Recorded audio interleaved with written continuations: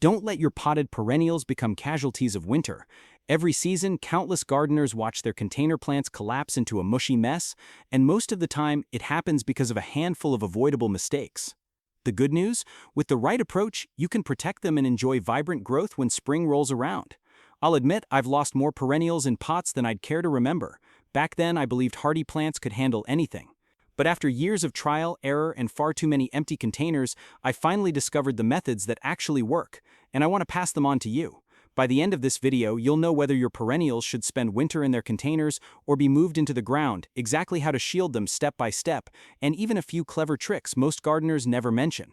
And if you love practical gardening advice, hit subscribe and tap the bell so you don't miss the next plant-saving tip that could change your garden this spring.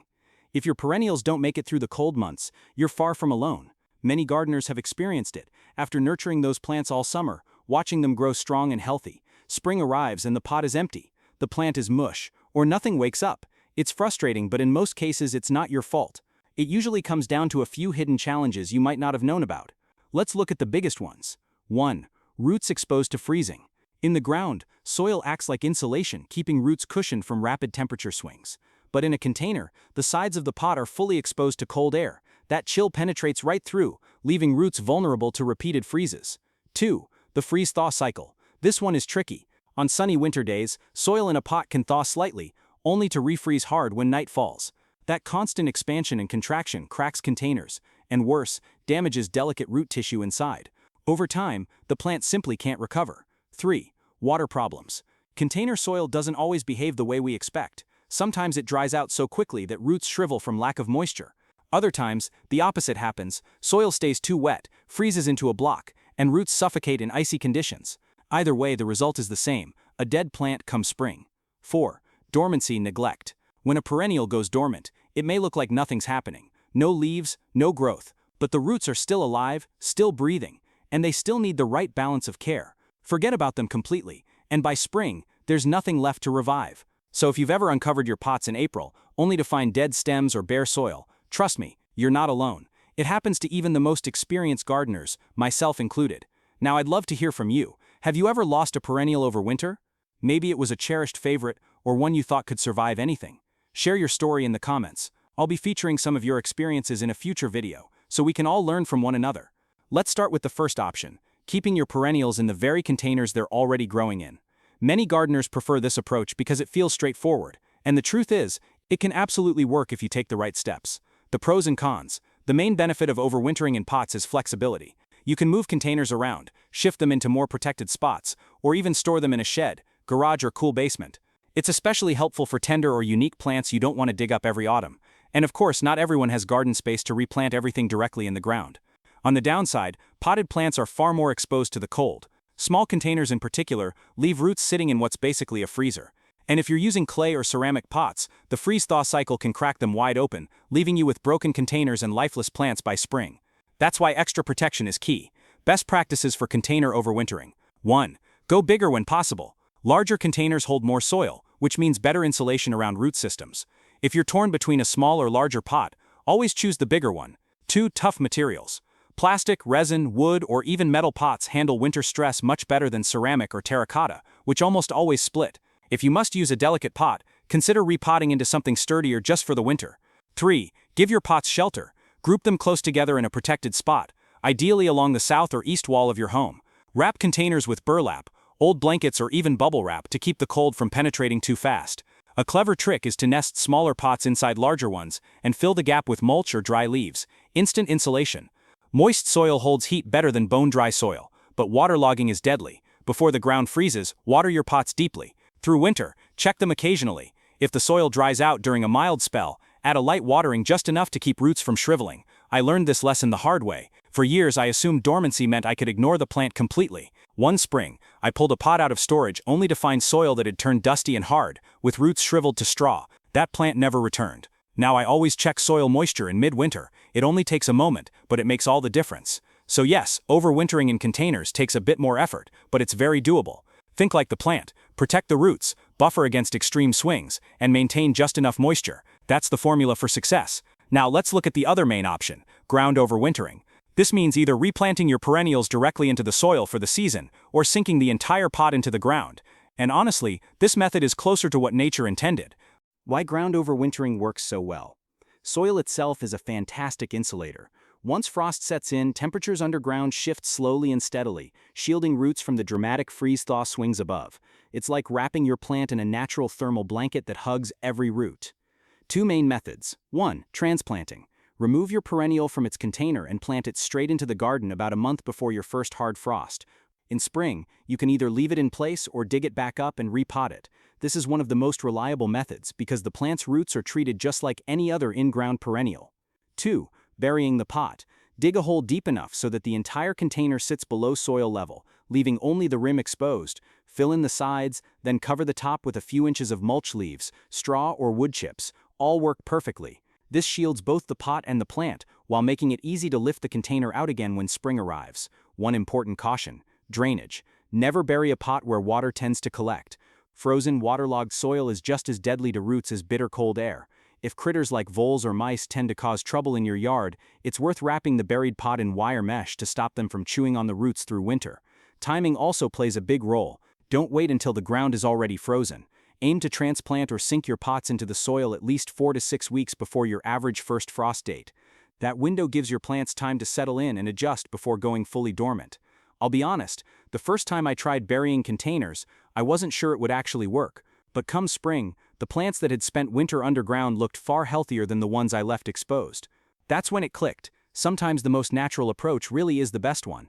If you've got the space and don't mind a bit of digging, ground overwintering can be one of the easiest, lowest maintenance ways to get your perennials safely through the cold months. Now the big question: which method is right for you? Containers or ground? The truth is, there's no one-size-fits-all answer. It depends on your climate, your setup, and even your lifestyle. Climate first. If you live in a very cold zone like USDA zones 3 to 5, winters are too long and severe for most perennials to survive in exposed containers. Unless the plant is exceptionally hardy, the safer route is burying pots or planting directly in the ground so the soil itself provides insulation. In warmer zones 7 and above, you may not need to dig anything up at all. With a bit of protection, grouping containers, wrapping them, or moving them into a sheltered corner, many plants will make it through just fine. Space matters too. Have a garage, shed, or unheated basement? Perfect, you can simply carry your pots inside for winter storage. No indoor space? Then burying them outdoors is usually your best option. Don't forget about pot type. Clay and ceramic containers almost always crack when exposed to repeated freeze-thaw cycles. If that's what you're using, either repot into something sturdier before winter, or bury the whole container in the ground for protection. Plastic, resin, or thick composite pots usually hold up much better. And finally, your energy and time. If you've got dozens of containers, hauling them inside might not be realistic. In that case, cluster them together outdoors and insulate them well. But if you only have a handful of treasured plants, the extra effort of moving them indoors could be worth it. So here's my challenge. Drop your USDA zone in the comments, and let me know if you're leaning toward container overwintering or ground overwintering. I'll respond with tailored advice for your situation, and your answer might even help another gardener in your zone. Now that you know which method fits you best, let's break it down into step-by-step checklists. Container overwintering checklist. 1. Pick the right container. Bigger is always better for insulation. Choose sturdy materials like plastic, wood, or metal that can survive winter without cracking. 2. Prepare your plant. Stop fertilizing in late summer to encourage dormancy. Clean up any diseased or dead foliage so you don't carry problems into spring. 3. Water deeply. Before the first hard frost, give pots a thorough soaking.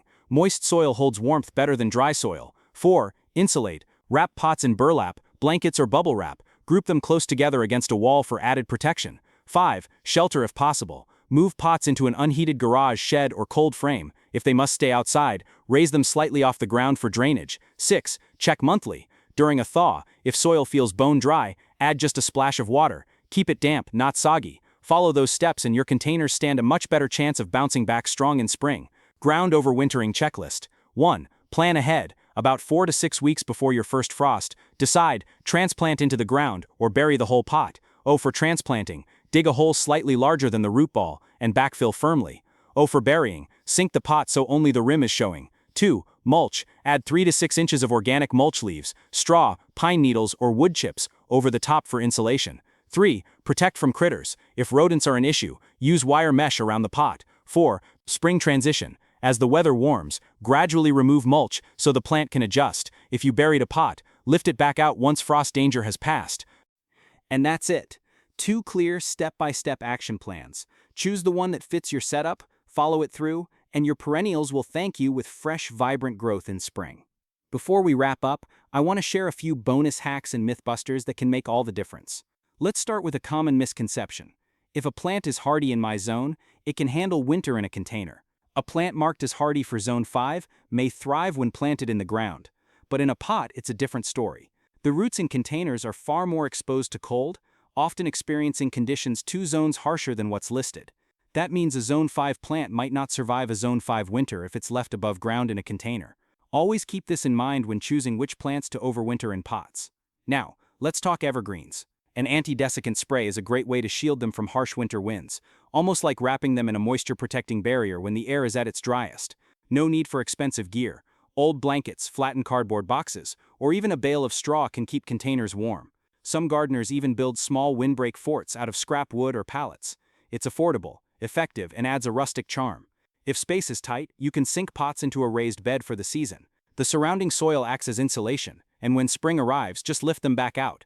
Another survival trick is grouping containers tightly together. The plants on the outside shield those in the middle, creating a microclimate that's noticeably warmer. I've relied on this method for years, and it makes a huge difference.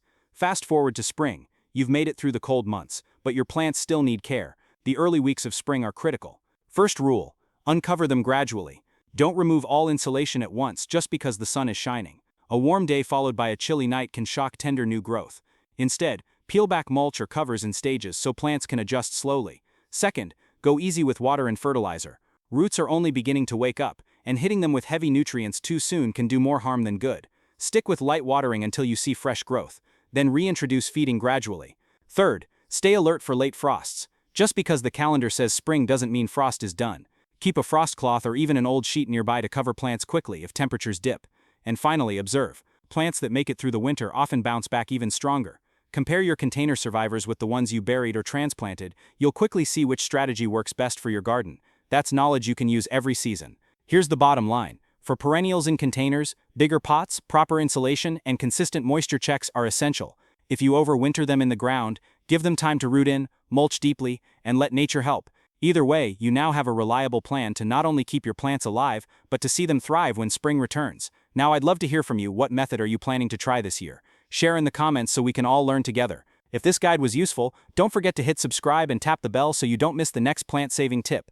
Share this video with a friend who struggles with overwintering perennials. You could save their garden too.